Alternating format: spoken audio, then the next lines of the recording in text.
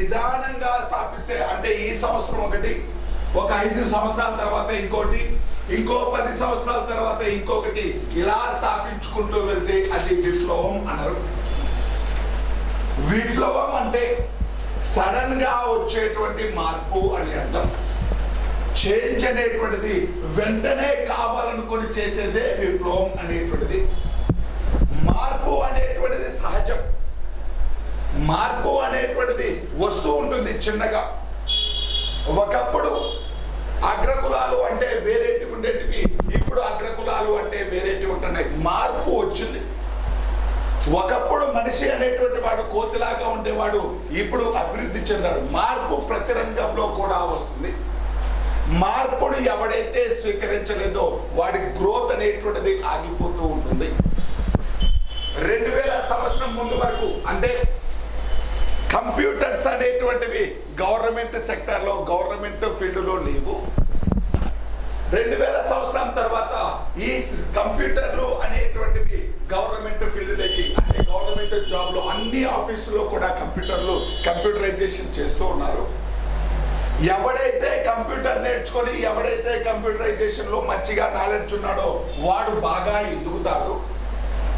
ప్రభుత్వం ఉద్యోగం వచ్చింది, కానీ మార్పుకు అనుగుణంగా వాడు కొత్తవన్నీ నేర్చుకుంటూ ఉంటే వాడు తొందరగా పైకెళ్తాడు. మార్పును స్వీకరించలేని వాడు అక్కడే ఉంటాడు. మార్పు ప్రతి రంగంలో కూడా వస్తుంది. మార్పు వెంటనే కావాలి అనుకుంటే విప్లవం అంటారు.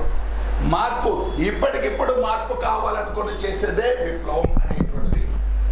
పారిశ్రామిక విప్లవం అంటే పరిశ్రమలను ఎక్కువగా స్థాపించడం. పారిశ్రామిక విప్లవం మొట్టమొదటిసారిగా వచ్చినటువంటి దేశం బ్రిటన్ అనేటువంటిది. పారిశ్రామిక విప్లవంలో బ్రిటన్లో ఎక్కువ పరిశ్రమలు స్థాపించారు. ఎప్పుడు అంటే 1700, అంటే 1750 నుంచి 1800 మధ్య కాలంలో, 1750 నుంచి 1800 మధ్య కాలంలో బ్రిటన్లో విపరీతంగా పరిశ్రమలు స్థాపించడం జరిగింది. దీనికి కారణం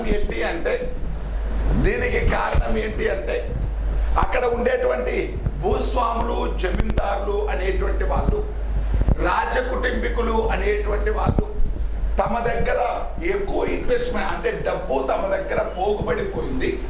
దానిని ఏమి చేయాలో తెలియక ఇండస్ట్రీస్ పెట్టడం జరిగింది, పరిశ్రమలను స్థాపించడం జరిగింది.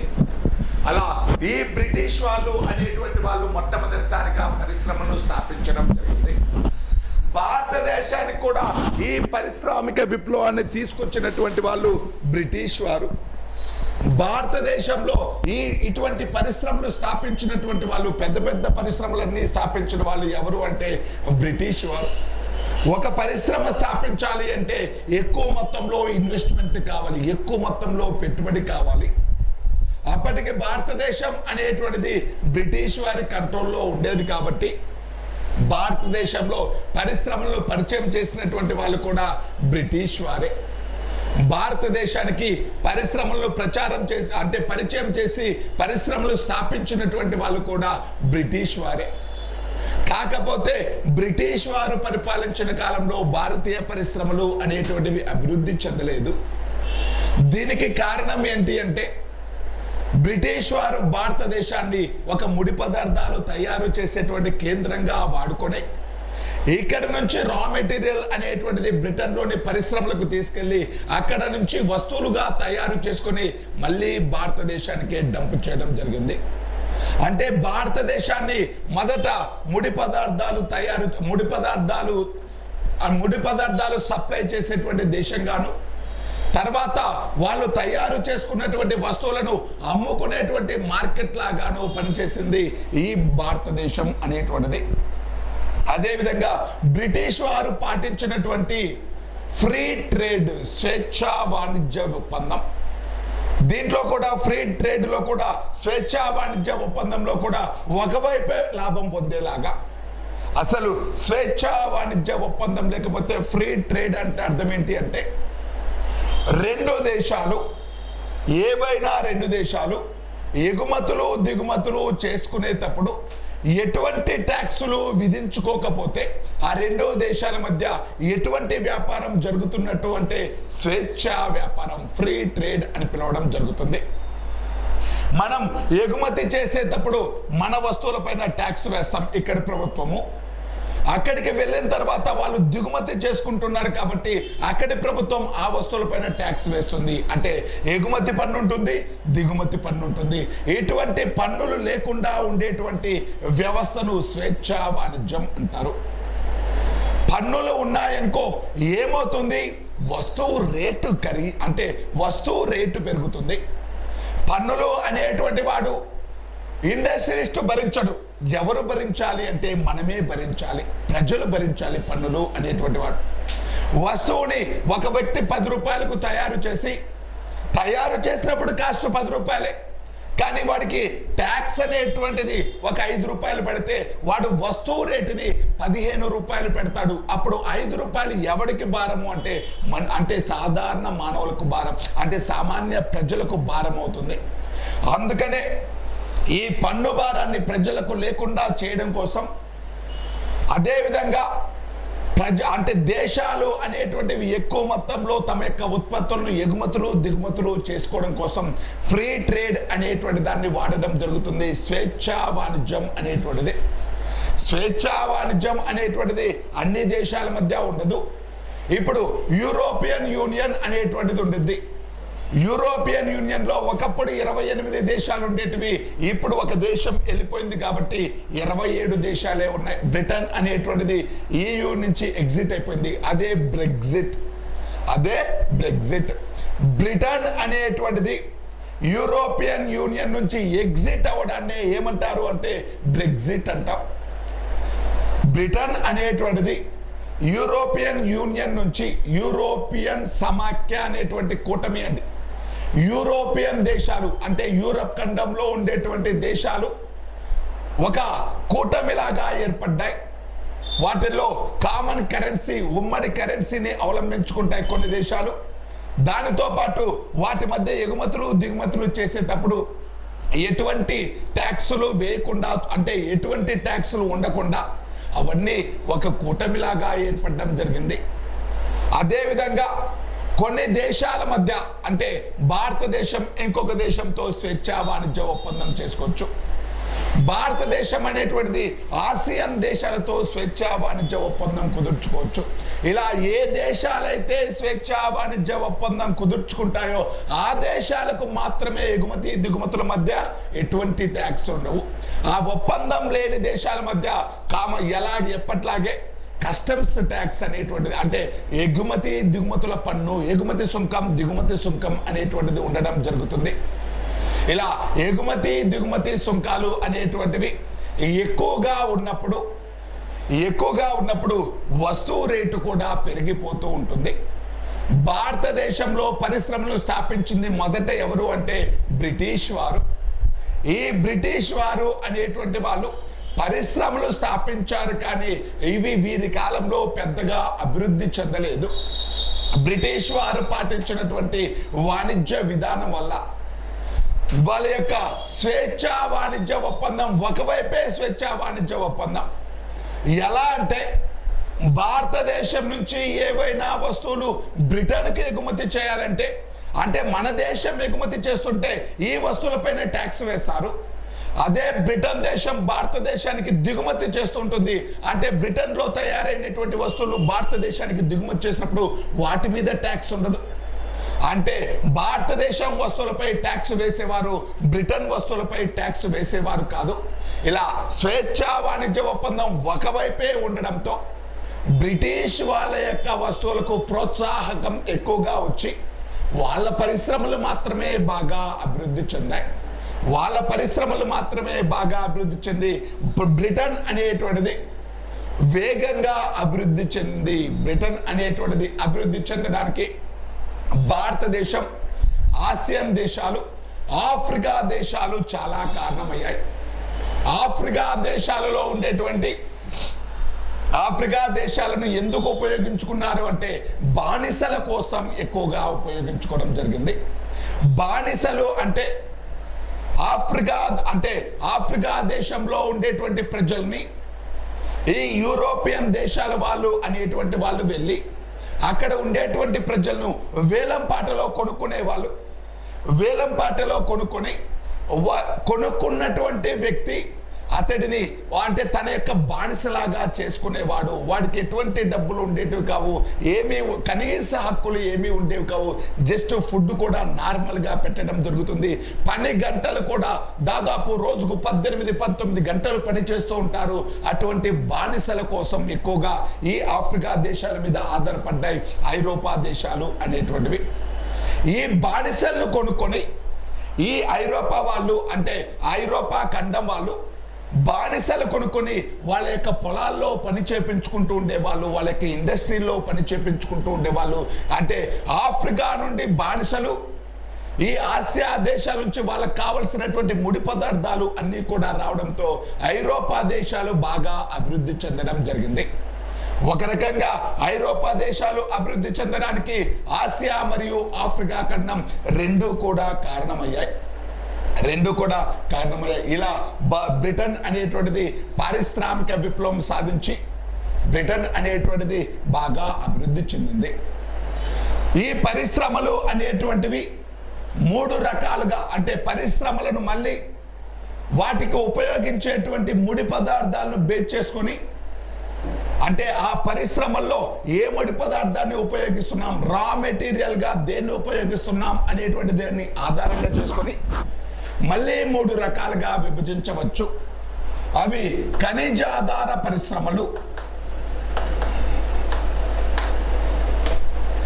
ఖనిజ ఆధార పరిశ్రమలు అంటే రా మెటీరియల్గా ఖనిజాలను ఉపయోగిస్తారు.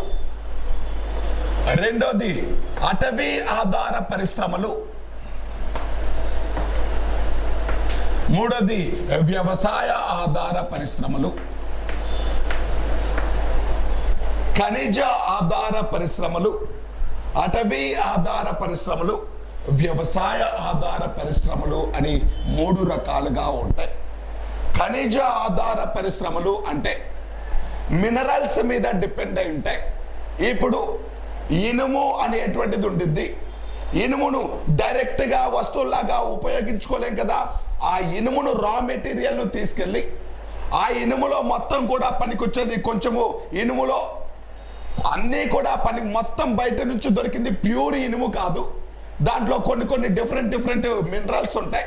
వాటన్నిటినీ సపరేట్ చేసి వాటిని వస్తువులు తయారు చేసేందుకు పనికొచ్చే దానిలాగా చేసి వాటితోటి ఆ ఇనుముతోటి వస్తువులను తయారు చేయడం జరుగుతుంది. అంటే ఈ రా మెటీరియల్గా ఇనుమును అంటే ఖనిజాలను ఉపయోగించుకుంటే వాటిని ఖనిజాధార పరిశ్రమలు అంటారు. అంటే ఇనుము కానీ, అల్యూమినియం కానీ, నికెల్ కానీ, సీసం కానీ అంటే లెడ్ కానీ, జింకు కానీ, లేకపోతే ఇంకా ఇటువంటి ఖనిజాలు ఏవైనా కూడా ఉపయోగిస్తే వాటిని ఖనిజాధార పరిశ్రమలు అంటాం. ఎగ్జాంపుల్గా ఇనుము ఉక్కు పరిశ్రమలు, అల్యూమినియం పరిశ్రమ, కాపర్ రాగి పరిశ్రమ, జింకు పరిశ్రమ, లెడ్ పరిశ్రమ ఇవన్నీ కూడా దేనికి ఎగ్జాంపుల్గా చెప్పుకోవచ్చు అంటే ఖనిజ ఆధార పరిశ్రమలకు ఎగ్జాంపుల్గా చెప్పుకోవచ్చు. అటవీ ఆధార పరిశ్రమలు అంటే అటవీ ఉత్పత్తులపైన ఆధారపడినటువంటి పరిశ్రమలు. అటవీ ఉత్పత్తులపైన ఆధారపడిన పరిశ్రమలు అంటే కాగితపు పరిశ్రమ, పేపర్ మిల్స్ అనేటువంటివి. కాగితం తయారు చేయాలి అంటే కలప ఉండాలి. చెట్టు నుంచి తయారు చేసి అంటే చెట్టు నుంచి వచ్చేటువంటి కలప నుంచి కాగితం తయారు చేస్తారు. అంటే కాగితం పరిశ్రమ అటవీ ఉత్పత్తులపైన చెట్లపైన ఆధారపడుతుంది.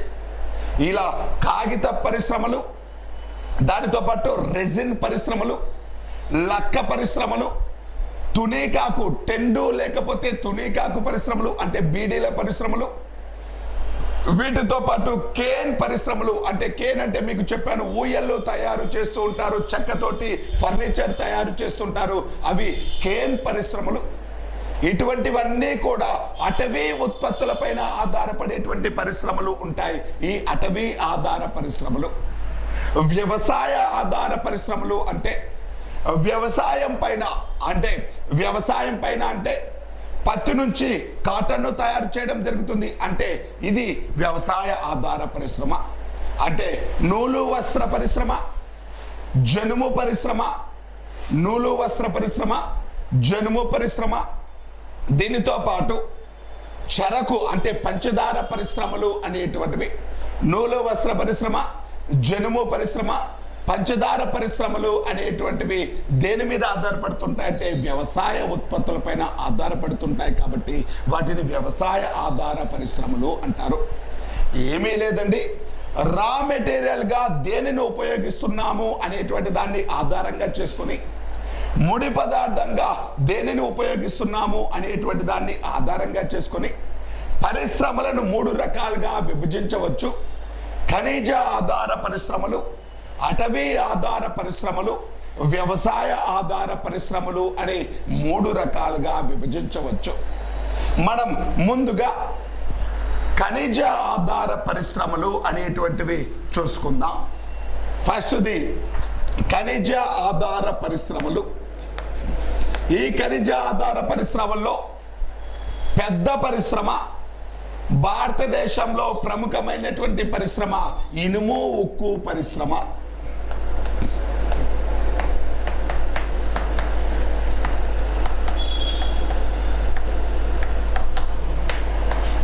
ఇనుము ఉక్కు పరిశ్రమ అనేటువంటిది ఐరన్ అండ్ స్టీల్ ఫ్యాక్టరీస్. ఇనుము ఉక్కు పరిశ్రమ, ఇనుము ఉక్కు పరిశ్రమ భారతదేశంలో మొదటిసారి 1818వ సంవత్సరంలో భారతదేశంలో మొదటిసారి 1818వ సంవత్సరంలో బెంగాల్లోని ఫోర్టోనోవా అనేటువంటి ప్లేస్లో మొదటిసారిగా భారతదేశంలోని పోర్టోనోవో అనేటువంటి ప్లేస్, ఇది బెంగాల్లో ఉంటుంది.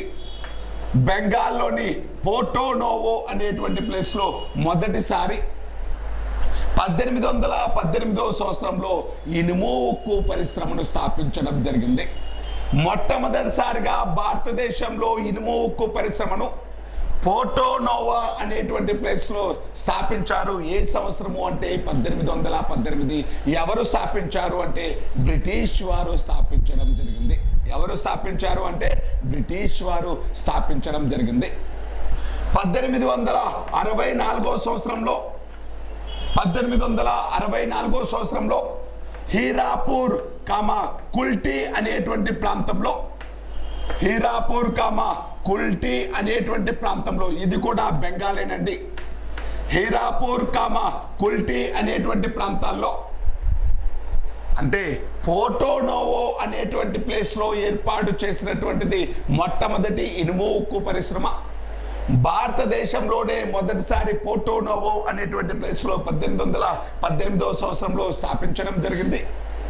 1864వ సంవత్సరంలో హీరాపూర్ కుల్టీ అనేటువంటి ప్రాంతంలో ఇనుము ఉక్కు పరిశ్రమలు స్థాపించడం జరిగింది. హీరాపూర్ కుల్టీ అనేటువంటి ప్రాంతంలో ఇనుము ఉక్కు పరిశ్రమలను స్థాపించడం జరిగింది. 1907వ సంవత్సరంలో, ఇది చాలా ఇంపార్టెంట్ అండి. 1907వ సంవత్సరంలో అంటే అప్పట్లో సక్సీ అని పిలిచే వాళ్ళండి. జార్ఖండ్ రాష్ట్రంలోని సక్సీ అనేటువంటి ప్రాంతంలో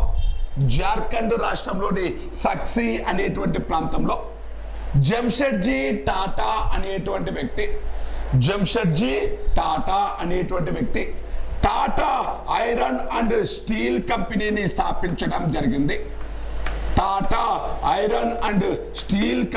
స్థాపించడం జరిగింది. టిస్కో అని పిలుస్తాం. టాటా ఐరన్ అండ్ స్టీల్ కంపెనీని 1907వ సంవత్సరంలో జార్ఖండ్, అంటే ఇప్పుడు జార్ఖండ్, అప్పట్లో బీహార్ అండి ఇది. ఇప్పుడు జార్ఖండ్ రాష్ట్రంలోని సక్సీ అనేటువంటి ప్రాంతంలో టాటా ఐరన్ అండ్ స్టీల్ కంపెనీని స్థాపించారు. ఎవరు అంటే జంషెడ్జీ టాటా. అందుకే ఆయన పేరు మీదుగా సక్సీ అనేటువంటి ప్రాంతాన్ని జంషెడ్పూర్ అని పిలుస్తున్నాం. ప్రస్తుతం దాన్ని ఏమని పిలుస్తున్నారు అంటే జంషెడ్పూర్ అని పిలవడం జరుగుతుంది. 1818వ సంవత్సరంలో పోర్టోనోవో అనేటువంటి ప్లేస్ లో, బెంగాల్ రాష్ట్రంలోని పోర్టోనోవో అనేటువంటి ప్లేస్ లో మొట్టమొదటిసారి ఇనుము ఉక్కు పరిశ్రమను స్థాపించడం జరిగింది. 1864వ సంవత్సరంలో హీరాపూర్ కుల్టీ అనేటువంటి ప్రాంతంలో, ఇది కూడా బెంగాల్ రాష్ట్రంలోనే ఉన్నాయి, అక్కడ పరిశ్రమలు స్థాపించారు. మొట్టమొదటిసారిగా జంషెడ్జీ టాటా అనేటువంటి వ్యక్తి ప్రైవేటు రంగంలో, ఇంతకుముందు స్థాపించింది బ్రిటన్ ప్రభుత్వ రంగంలో అండి, ప్రైవేటు రంగంలో ఒక ప్రైవేటు వ్యక్తి స్థాపించాడు టిస్కో అనేటువంటి company. Tata iron and steel కంపెనీని స్థాపించాడు 1907వ సంవత్సరం. భారతదేశంలో మొదటిసారిగా ప్రైవేటు రంగంలో స్థాపించిన ఇనుము ఉక్కు కర్మాగారం ఏంటి అంటే టిస్కో అనేటువంటిది. ప్రైవేటు రంగంలో స్థాపించినటువంటి ఇనుము ఉక్కు కర్మాగారం టిస్కో అనేటువంటిది. 1923వ సంవత్సరంలో కర్ణాటక అంటే మైసూర్లోని భద్రావతి అనేటువంటి ప్రాంతంలో విశ్వేశ్వరయ్య ఇనుము ఉక్కు కర్మాగారం, Visvesvaraya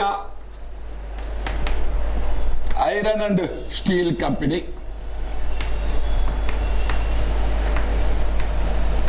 Visvesvaraya iron and steel company అనేటువంటిది ఎక్కడ ఏర్పాటు చేశారు అంటే భద్రావతి వద్ద. 1923వ సంవత్సరంలో భద్రావతి వద్ద విశ్వేశ్వరయ్య ఐరన్ అండ్ స్టీల్ కంపెనీని ఏర్పాటు చేశారు. ఇది ప్రభుత్వ రంగంలో స్థాపించినటువంటి సంస్థ. ఇవి అభివృద్ధి చెందినటువంటి మొదటివి 1818, 1864వ సంవత్సరంలో స్థాపించినవి చిన్న సంస్థలు. అవి అంతగా అభివృద్ధి చెందినవి కాదు. పూర్తి స్థాయిలో అభివృద్ధి చెందినటువంటి పరిశ్రమలు ఏంటి అంటే మొట్టమొదట ప్రైవేటు పరిశ్రమ టిస్కో అనేటువంటిది, Tata iron and steel company అనేటువంటిది. అదేవిధంగా ప్రభుత్వ రంగంలో పూర్తి స్థాయిలో అభివృద్ధి చెందినటువంటి ఇనుము ఉక్కు కర్మాగారం, ప్రభుత్వ రంగంలో పూర్తి స్థాయిలో అభివృద్ధి చెందినటువంటి ఇనుము ఉక్కు కర్మాగారం విశ్వేశ్వరయ్య ఇనుము ఉక్కు కర్మాగారం అనేటువంటిది 1923వ సంవత్సరంలో ఎక్కడ ఏర్పాటు చేశారు అంటే భద్రావతి వద్ద ఏర్పాటు చేశారు. మీకు ఇయర్లు ఇంపార్టెంట్ అండి, ఇయర్లు, దానితో పాటు అవి ఎక్కడ ఉన్నాయి అనేటువంటిది ఇంపార్టెంట్. విశ్వేశ్వరయ్య ఇనుము ఉక్కు కర్మాగారం అనేటువంటిది ఎక్కడ ఉంది అంటే భద్రావతి వద్ద ఉంది. భద్రావతి అనేటువంటిది ఏ రాష్ట్రం? కర్ణాటక రాష్ట్రం. జంషెడ్పూర్ ఇనుము అంటే జంషెడ్పూర్లో టాటా ఐరన్ అండ్ స్టీల్ కంపెనీని ఎవరు స్థాపించారు? జంషెడ్జీ టాటా. ఏ సంవత్సరం?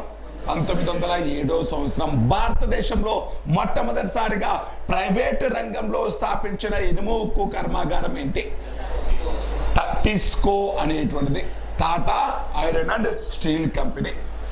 ఇంకా స్వతంత్రం వచ్చిన తర్వాత భారతదేశం అనేటువంటిది ఇనుము ఉక్కు కర్మాగారం స్థాపించాలి అంటే ఎక్కువ మొత్తంలో టెక్నాలజీ ఉండాలి, ఎక్కువ మొత్తంలో ఇన్వెస్ట్మెంట్ ఉండాలి. కానీ భారతదేశం అప్పుడే స్వతంత్రం పొందిన దేశం.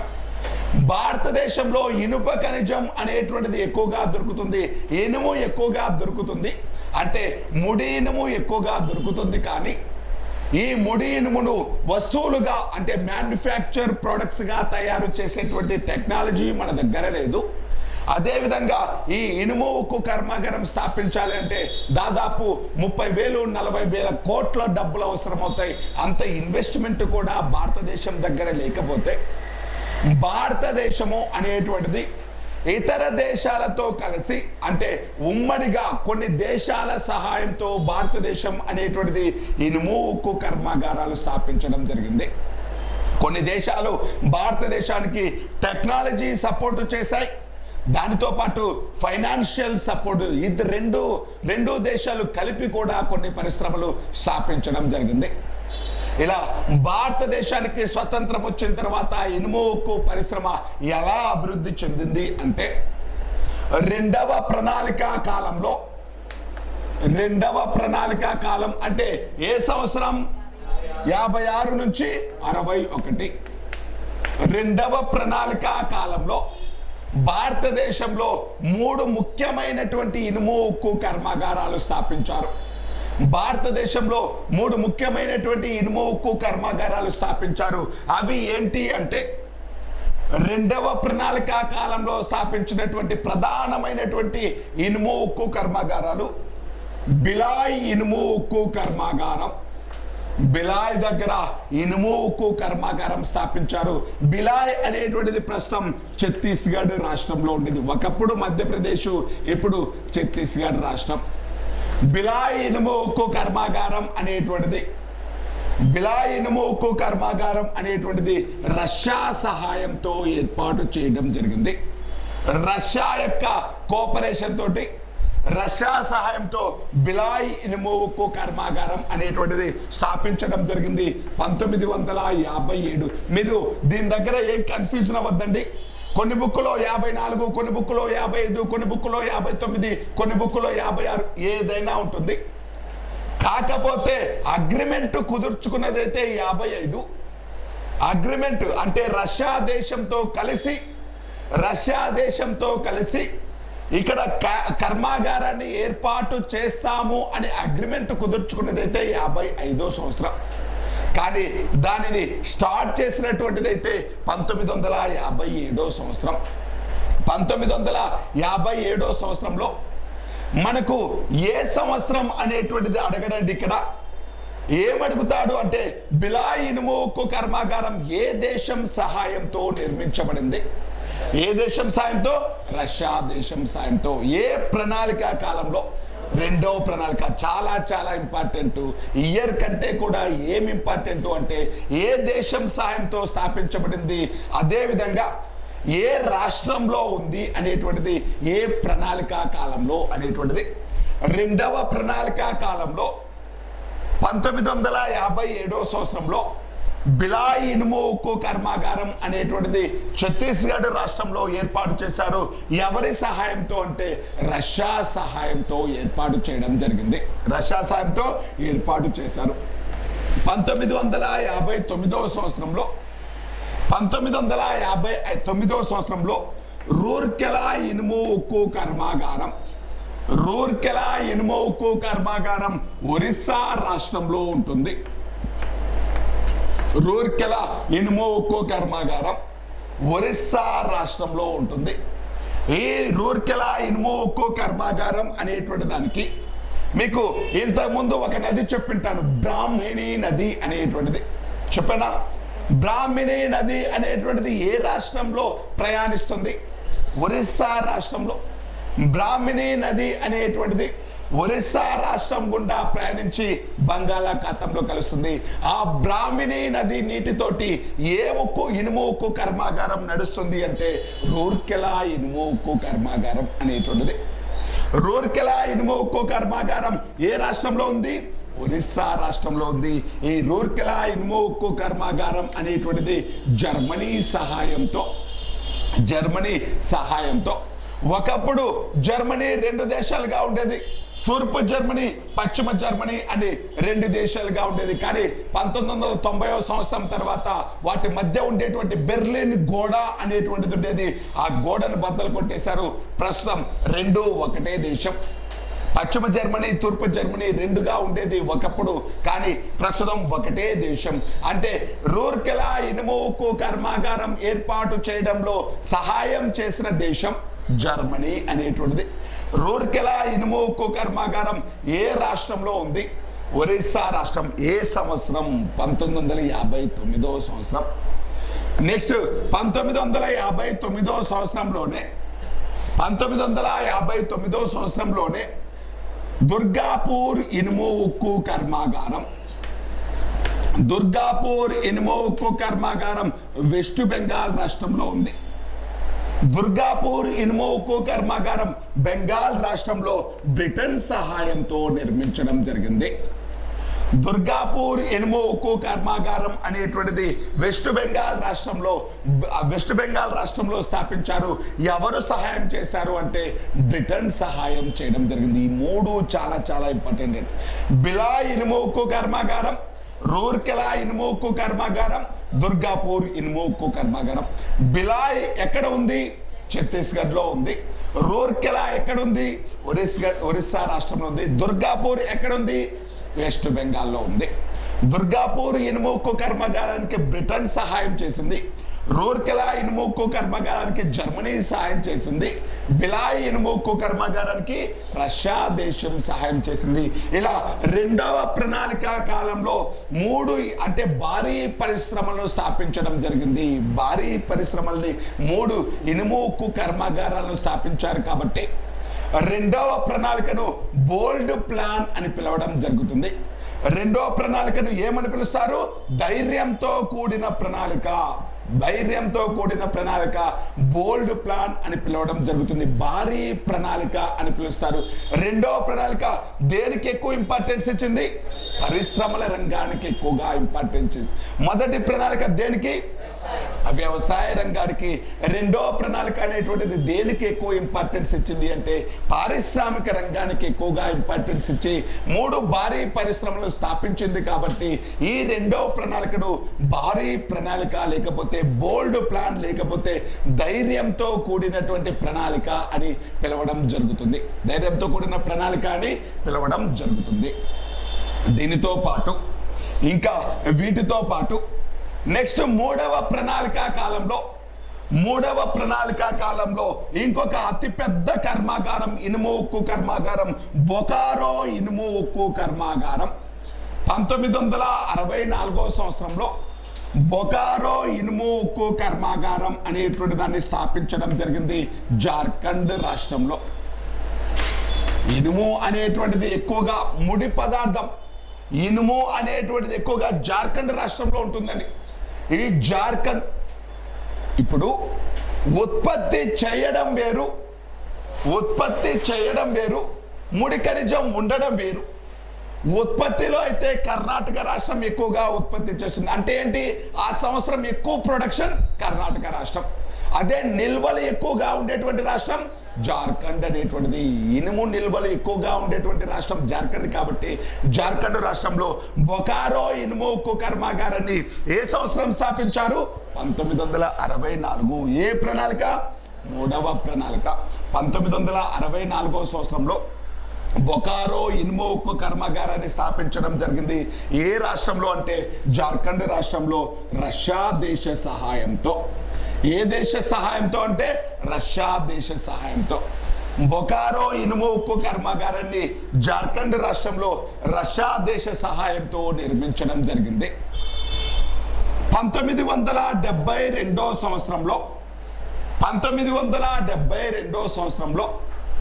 సేలం ఇనుము ఉక్కు కర్మాగారాన్ని స్థాపించడం జరిగింది. సేలం ఇనుము ఉక్కు కర్మాగారం అనేటువంటిది తమిళనాడు రాష్ట్రంలో ఉంటుంది. పూర్తిగా భారతదేశమే ఏర్పాటు చేసింది. ఏ దేశం ఏర్పాటు చేయలేదండి. స్వదేశీ అంటే పూర్తిగా స్వదేశం ఏర్పాటు చేసినటువంటి పరిశ్రమ సేలం ఇనుము ఉక్కు కర్మాగారం. స్వదేశీ టెక్నాలజీతో ఏర్పాటు చేసిన పరిశ్రమ సేలం ఇనుము ఉక్కు కర్మాగారం. సేలం ఇనుము ఉక్కు కర్మాగారం 1972 సంవత్సరంలో ఏర్పాటు చేయడం జరిగింది. సేలం ఇనుము ఉక్కు కర్మాగారం అనేటువంటిది తమిళనాడు రాష్ట్రంలో ఏర్పాటు చేయడం జరిగింది. అసలు సేలం ఇనుము ఉక్కు కర్మాగారం ఏం ఎక్కువగా ప్రొడ్యూస్ చేస్తుంది అంటే వంట పాత్రలు. మన దగ్గర ఉండేటువంటి వంట పాత్రల్ని ఎక్కువగా ఉత్పత్తి చేసేటువంటి ఇనుము ఉక్కు కర్మాగారం ఏంటి అంటే సేలం అనేటువంటిది. వంట పాత్రలకు తయారయ్యేటువంటి వంట పాత్రలు తయారు చేసేటువంటి స్టీల్ అనేటువంటిది ఎక్కడి నుంచి వస్తుంది అంటే సేలం ఇనుము ఉక్కు కర్మాగారం. దీనితో పాటు కాయిన్స్ తయారు చేయడానికి ఉపయోగించేటువంటిది ఈ స్టీల్ కూడా ఎక్కడి నుంచి అంటే సేలం ఇనుము ఉక్కు కర్మాగారం.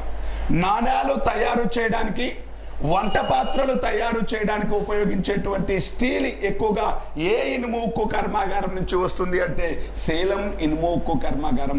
ఏ సంవత్సరం స్థాపించారు అంటే 1972. 1972 సంవత్సరంలో సేలం ఇనుము ఉక్కు కర్మాగారాన్ని స్థాపించారు. సేలం ఇనుము ఉక్కు కర్మాగారం అనేటువంటిది ఏ రాష్ట్రంలో స్థాపించారు అంటే తమిళనాడు రాష్ట్రంలో స్థాపించడం జరిగింది. తమిళనాడు రాష్ట్రంలో స్థాపించడం జరిగింది.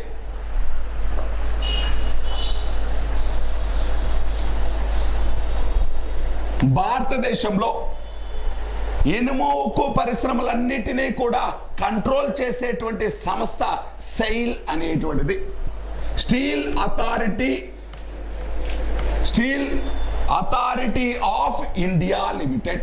సెయిల్ అంటే Steel Authority of India Limited అనేటువంటిది. ఈ సెయిల్ అనేటువంటిది ఇనుము ఉక్కు పరిశ్రమల మొత్తాన్ని కూడా కంట్రోల్ చేస్తూ ఉండేటువంటి సంస్థ.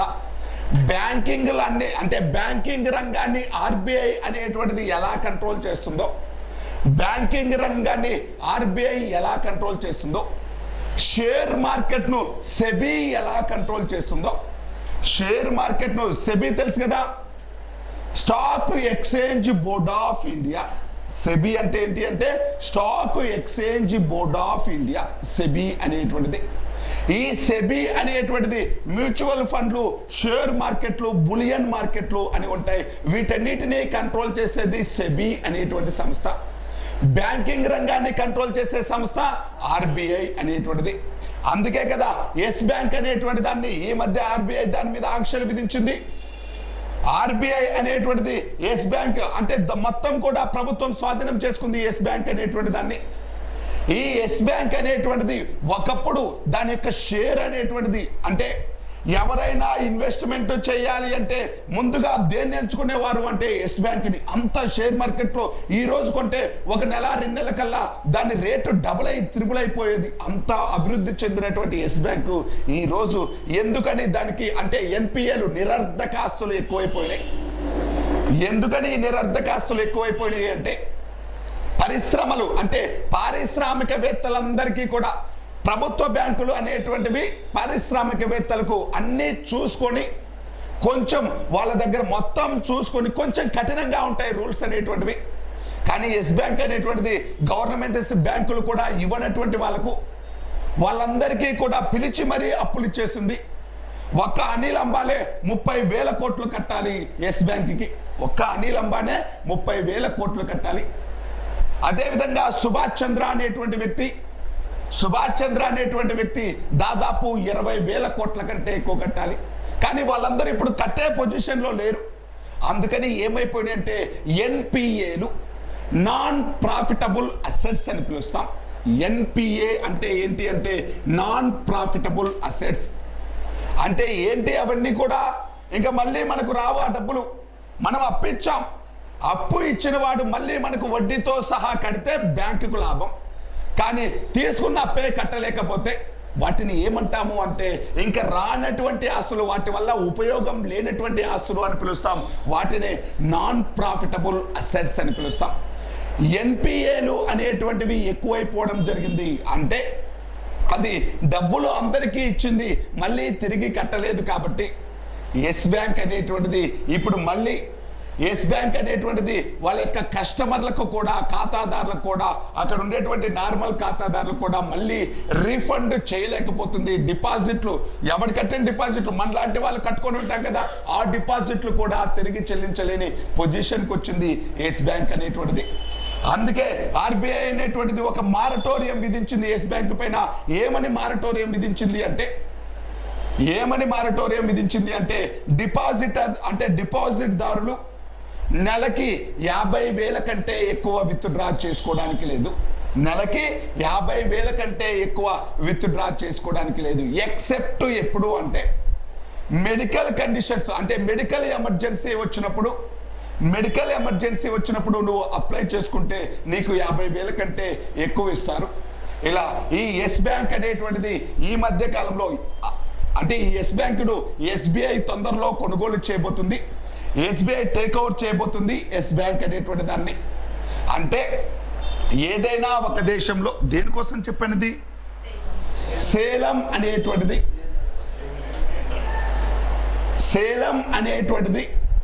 ఈ సేలం ఇనుము ఉక్కు కర్మాగారం అనేటువంటిది ఎవరి ఆధ్వర్యంలో అంటే ఏ దేశం సహాయంతో కూడా నిర్మించలేదు. ఓన్లీ భారతదేశం, ఓన్లీ స్వదేశీ టెక్నాలజీతో ఏర్పాటు చేసినటువంటి సంస్థ సేలం ఇనుము ఉక్కు కర్మాగారం. వంట పాత్రలకు తయారయ్యేటువంటి స్టీల్ అనేటువంటిది ఏ ఇనుము ఉక్కు కర్మాగారం నుంచి వస్తుంది అంటే సేలం ఇనుము ఉక్కు కర్మాగారం. నాణేల తయారీకి కూడా ఈ స్టీల్ను ఉపయోగించడం జరుగుతుంది. సెయిల్ అనేటువంటిది స్టీల్ అథారిటీ ఇండియా అంటే Steel Authority of India Limited అనేటువంటిది ఈ మొత్తం ఇనుము ఉక్కు కర్మాగారాల ఫ్యాక్టరీలు అన్నిటినీ కూడా ఎవరి కంట్రోల్లో ఉంటాయంటే సెయిల్ కంట్రోల్లో ఉంటాయి. వాటి యొక్క పని విధానాన్ని, వాటికి వచ్చేటువంటి ఇన్వెస్ట్మెంట్ని, వాటిని అంటే వాటి యొక్క ఫ్యాక్టరీని అభివృద్ధి చేసుకునేటువంటి క్రమాన్ని ఎప్పుడూ కూడా పరిశీలిస్తూ ఉంటుంది సెయిల్ అనేటువంటి దాన్ని. ఈ సెయిల్ అనేటువంటి దాన్ని 1983వ సంవత్సరంలో స్థాపించడం జరిగింది. Steel Authority of India limited అనేటువంటి సెయిల్ను ఎప్పుడు ఏర్పాటు చేశారు అంటే 1983వ సంవత్సరంలో ఏర్పాటు చేయడం జరిగింది.